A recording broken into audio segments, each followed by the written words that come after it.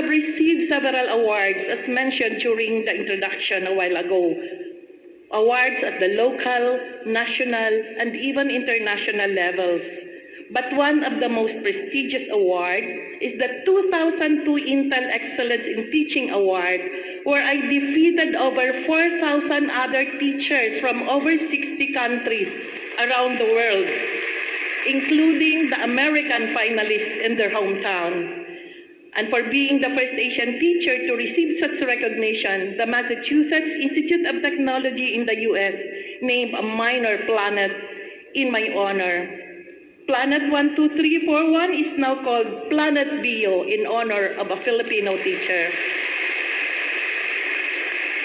Nalipay gid ang mga estudyante ko kag mga co-teachers kag mga friends na may Planet Bio gin pangalanan sa akon. Pero pag pauli ko sa niway, baw nasubuan gid ang tatay ko. Siling ko nga ang kapangasubo ka. Siling kay Planet Bio, di ba talamera man ang family name ta? Tatay, sawa mo na iya, bana mo na iya. Siling ko hindi ka magpangasubo kag tagaan kita duha ka tama kag gwapo nga apo. Amoy na ang botang balon sang improvement of the human race na. What made me win in these competitions? What made me stand out from among the best teachers in the world? What brought me to where I am now? Dear graduates, allow me to share with you some words of wisdom. First, I am committed to my goals. Poverty was never a hindrance to me. I look for opportunities. From college to graduate school, I thrived on scholarships and being a research assistant. I worked while studying. Also, I believe that there is no shortcut to success. My road to attaining international recognition was the result of very long years of improving my craft as a teacher. I consistently study and learn new skills to improve my methods of teaching. I continue to pursue excellence in whatever I do because I want to give my best service to my students. Second, I love my work. Because I love teaching, it has become my passion. I don't mind the long hours I spend checking papers or doing laboratory work with my students. I don't mind doing field studies with them, even on weekends. I don't mind the extra time and effort to make difficult topics easy, interesting, and fun. I am always willing to work longer hours than what is credited for pay because teaching is no longer work for me. It is my purpose. For me, success is loving your work and making a difference in the lives of the people and the community you serve. Third, I am not afraid to commit mistakes. I take risks. It is very important to have the humility to accept our weaknesses and work towards improving ourselves. Our strength is our ability to accept our weaknesses. As a teacher, I would learn from my students. Students like you are highly creative. I learn from my kids. I learn from my peers and from other people I meet. Every encounter is an opportunity to learn. Most of all, I learn by accepting my limitations and overcoming them. If you fail, do not quit. The only way to fail is to quit. Fourth, I work on improving my inner self, being honest, kind, compassionate, and treating people with respect. At the end of the day, I always look back and reflect on how I have treated my students, my peers, my family, and other persons I have met. In this knowledge age, it is easy to get facts and information, but it is vitally important to work towards improving our character, our values, and attitudes. For me, success is the ability to inspire others with our examples. Fifth, I have a dream, and I work towards the fulfillment of my dream. When you have a dream, you have a clear picture of what you want to achieve, and you are driven to achieve it. With God's grace and with a vision, you will be able to realize your dreams for yourself, your family, and your country. Lastly, I have a deep relationship with my God. I talk to Him, I tell Him my needs, my plans, and my heart's desires. I talk to God before starting my work, and when the day is closing down.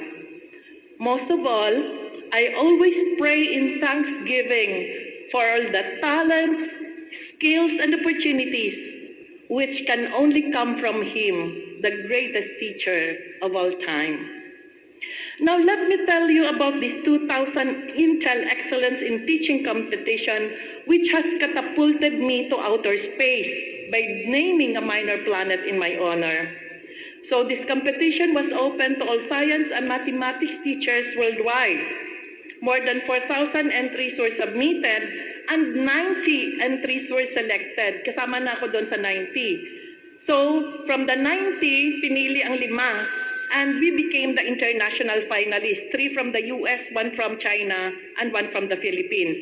We were told to go to the US to make our presentations, answer questions, face board of judges. And in that competition, I presented to the panel of judges, 15 of them, and to the teachers from all over the world, how I teach science research to my high school students there in Bitoon. At that time, I was a biology and a science research teacher.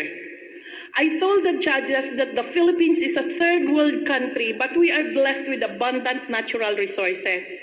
But we face problems such as the rapidly declining environment and the general lack of equipment for scientific research. Faced with the situation, I introduced some innovations and strategies for teaching science research among my high school students. The judges and teachers from all over the world were amazed that even in the absence of sophisticated equipment, my high school students were able to come up with research outputs beyond their expectations. So pinapunta kami sa US, 5 araw ang competition, and let me show to you the scenario during the first day of that competition. We were told to get inside the judging area. The judges were already seated. When I entered the room, that was my first trip to the US. And then I saw, at one side of the room, there was a table there. May pangalan China. Chinese finalist was there. Dami niyang supporters, principal, supervisor, photographer, journalist, tagapalakpak, ang dami nila.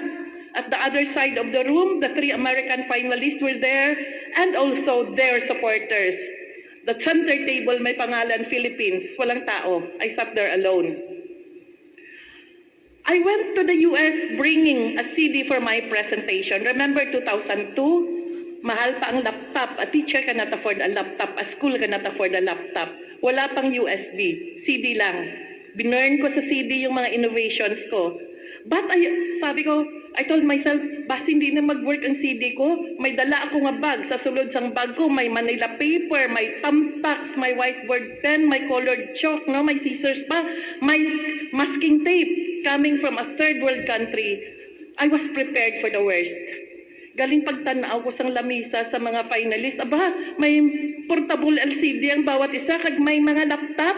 Nagtindog ako. I went to the organizers and told them, I'm sorry, I did not bring a laptop. Siling sang isa ka organizer, we are very sorry, but the competition will start. Nalit abi, okay, nagatalang-talang pa ako. Siyempre, first time ko sa US, no? So, pagsulod ko, ma-start na.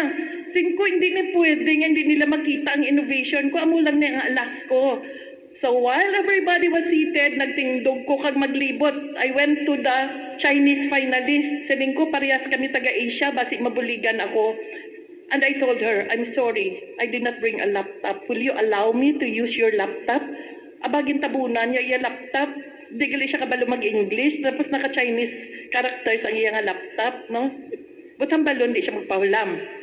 Naglibot ako, and I went to the table of the US finalists. I told them, I'm sorry, I did not bring a laptop. Will you allow me to use your laptop? One finalist told me, oh, I see. So you don't have a laptop? Okay, this is how a laptop looks. This is the hard disk. This is the mouse. And basically, all computers work the same. siguro sa isip niya, diin nga planeta, naghaliniman, international competition, wala tandat darang laptop. But I think I was very lucky because when we draw lots, that American finalist was number 3, ako number 4. Susunod lang ko sa iya. After him, insaksak lang CV ko, but before I was able to present, may nagtindog ka judge. Siling niya, do you need an interpreter? Siling ko, thank you, but I know how to speak English. Tapos may isa pa rin nagtindog, siling niya, we can run your presentation for you. Siling ko, thank you, but I know how to use a laptop. And then they were all eyes and ears. Nami man to nga daw, abi nila, di ko kabalo, kasi tanan sila excited mamati, no? So they were all listening to my presentation, and there were a lot of questions. When I came back to my seat, nag-standing ovation ang tatlo ka American finalists. And they went to my table and